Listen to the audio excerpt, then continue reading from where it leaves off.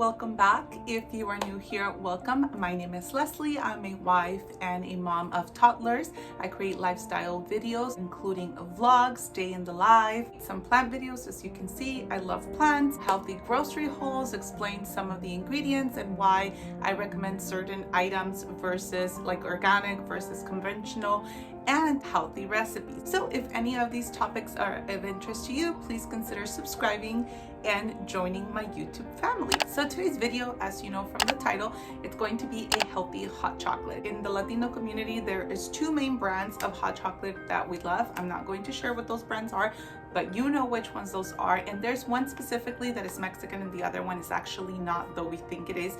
It is actually American, and it's actually the most popular one in our country. Those two chocolates, the main ingredient is sugar, which is why it's so addicting, which is why it's so delicious, but it's also so bad for our health. And I'll get into it in just a second. Then for Americans, there are several brands of hot chocolate, and it normally comes in a powder, and that has even more bad ingredients that I don't recommend at all. So for that reason, I had taken it upon myself to just create my own hot chocolate recipe out of cacao powder. I know I have a lot of plant-based diet viewers and a lot of vegan viewers. This recipe is extremely easily modifiable to just meet your dietary needs. All you have to do is just swap out the milk. If you do not desire coconut sugar, then you can also just sweeten it with honey. Obviously that would be for a plant-based diet, but if you are vegan and don't like coconut sugar, you can also sweeten it with maple syrup. Before we get into the video, I just wanted to introduce my friend Geizel. So we are doing a collab with my friend Geizel. Geizel, thank you so much for doing this collab with me. I really appreciate all of your support and help. Geizel has a YouTube channel. She has actually a couple of YouTube channels, so I'm going to put it right here. And she also has a couple of Instagram accounts. So please be sure to support my friend as much as she supported me and follow her on there. Go check out her channel, and she's going to also have a seasonal recipe for you. She's going to have a cozy orzo soup. After watching this video, go and check out her channel, and I think that you're going to love it. Every single video she uploads, it's just awesome. Her decor channel has a really cute intro because it's a new channel, and you're going to love all of the decor that she picked out. Go check it out. I think you're going to really enjoy it as much as I do. So yeah, let's jump into the video. I'm going to actually be reading off of my notebook, and the reason for that is because there is a lot of good information and I don't want to miss anything. Usually when I'm on camera, I get a little nervous, so I miss a lot of the information that I was really intending to give you. There's going to be four main ingredients in this recipe. It's going to be cacao powder, it's going to be sugar, it's going to be milk, and cinnamon. Those are the main ingredients. A couple of other things are optional, and they're completely up to your taste buds, really. So the first ingredient, the only ingredient that I'm actually going to explain, is going to be cacao powder.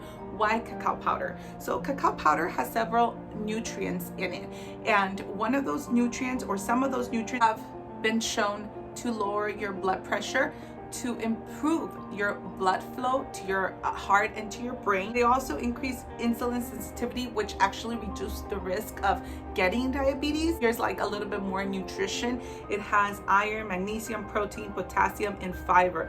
The fiber actually promotes a healthy digestion, so it really reduces the risk of having digestive problems. Cacao is very different from cocoa, so it's important to know that. A lot of the times, or what we actually drink, is hot cocoa. Cocoa and cacao is very, so cacao, it's more of an organic form because it has been processed a lot less than cocoa. Cocoa has actually been processed for so much longer, which creates that rich and sweet flavor that we really like, but also in that process it actually loses a lot of its benefits. It is actually processed at a very high temperature to create, again, that smooth flavor that we like. So it's actually less bitter than cacao. Cacao is very bitter. As if you have tried it, then you know what I'm talking about. If you've never tried it, you'll actually notice that once you do try it after this video, hopefully. One of the other important benefits of cacao is that it helps you reduce inflammation. The reduction of inflammation is so important in our body because it actually helps us to prevent some cancers, diabetes, arthritis, depression, and Alzheimer's. Now, I will go back to this part, depression. I have told you guys before in some of my grocery hauls, a lot of the foods that we eat are what makes us sick. Not only does it make our body sick, but it makes our mind sick. And that's so important to know. And I will make a video eventually about this, and I think it will be of benefit to my viewers, but I can honestly tell you, and it is guaranteed, and you should do your research, a lot of the mental health in this country, not all of it, okay, because absolutely some people have a chemical imbalance and they need to be taking medication, and I 150% support that. But a lot of the simple depression that people suffer from in this country can be fixed with exercise and diet. A lot of it can be definitely helped. So it's important for us to know that. Now, I just said that cacao reduces inflammation. So some of the ingredients in these cocoa powders and in these Mexican chocolate bars to make the hot chocolate have ingredients like bad oils, which causes inflammation in our body, which then opens us up to all of these diseases like high blood pressure, high cholesterol, diabetes, depression. Once our body consumes all that processed food, that's the reaction of our body to all of those processed foods. So please be mindful of that. And this is why I always say, let's be mindful. Like, I am mindful of the fact that if I eat a slice of chocolate cake, I'm gonna feel like crap the next day. And that is just the honest truth. Do I still sometimes eat that piece of chocolate? Yes, I do. And I'm being honest, because we are not perfect. And I don't sit here wanting to judge anyone or pretend to be perfect. I just want to give you the information, just like I have been taking in the information, and then you can decide what you want to do with it. This hot cocoa recipe is fantastic for many reasons. If you have children and you're giving them chocolate milk for whatever the reason, I suggest that maybe you consider making this recipe and then giving it to them the next day as chocolate milk.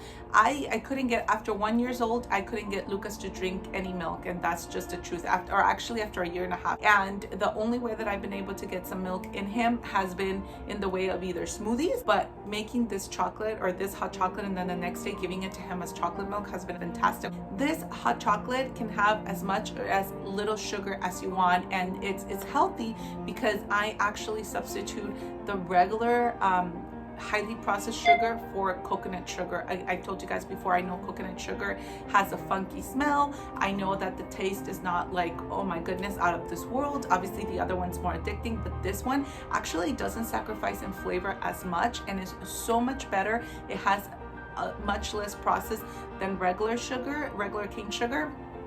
And the sugar just sweetens everything just as the other one does. But if you want to be even more, especially if you have a diabetic at home, you might want to substitute the coconut sugar is fantastic for diabetics, by the way. But pretty much another thing that you can do is you can substitute the coconut sugar for maple syrup. That's really up to you. And now the other two ingredients are optional, which I'll talk about it a little bit more as I get into the recipe. But lastly, I just wanted to mention, when we're drinking those hot chocolates that we buy, those brands that we buy at the store, to be quite frank with you, we're just drinking cholesterol and diabetes in a cup. Like, that's all that it is, because all of those, look at the back of the packaging of all of those hot chocolate powders and hot chocolate tablets.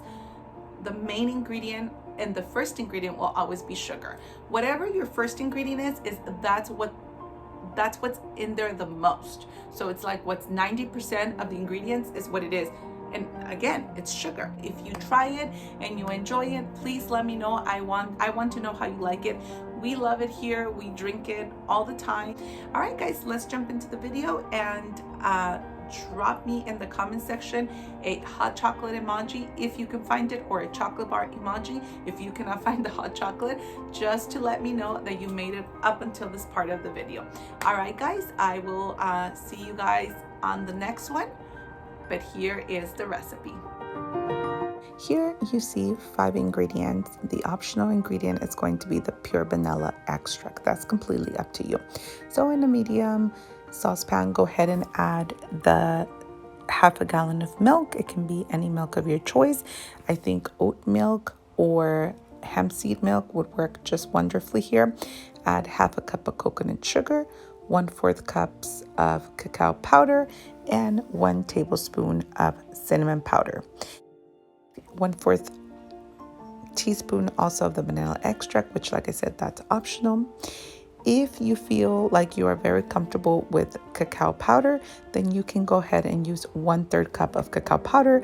But at that point, I do suggest that you try the 3/4 cups of coconut sugar versus the 1/2 cup. Here you see me using a Mexican tool. I actually don't know what it's called, but pretty much it's a wooden frother. And this is what's used traditionally in Mexico to make chocolate caliente or chocolate de olla. But this is just a completely optional tool. You don't have to use it. I've done it all my life with just this wooden spoon and it works just fine. But as you can see, it did create a froth, and I think that's always nice in hot chocolate. Another thing I was going to mention is that if you are comfortable with the strong flavor of cacao, then I would suggest no need to add extra sugar. The whipped cream and the cacao nibs are completely optional, and I do recommend you doing this with whole milk for a better, richer taste.